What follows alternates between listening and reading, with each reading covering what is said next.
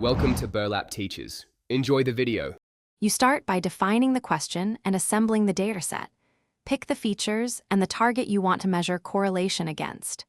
Once done, clean missing values and convert categorical variables into numeric codes so correlations are meaningful.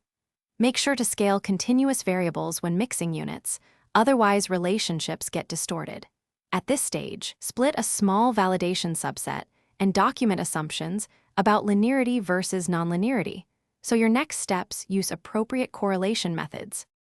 You now compute correlations using the method that fits your assumption: Pearson when you expect linear relations, Spearman for monotonic patterns. Next, produce a correlation matrix and visualize it as a heat map and pairwise scatter plots to reveal patterns and outliers. Once visible, inspect p-values and confidence intervals to avoid overinterpreting noise and check variance inflation factors to detect multicollinearity. If features are correlated with each other, consider dimensionality reduction or feature selection before modeling.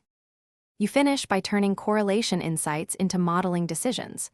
Choose features that show meaningful, significant association and fit domain expectations. Then validate those choices by training simple models and checking feature importance or SHAP values to confirm predictive value.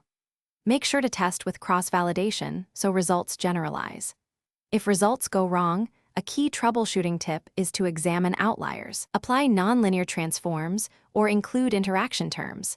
Often broken assumptions or extreme values are the culprit.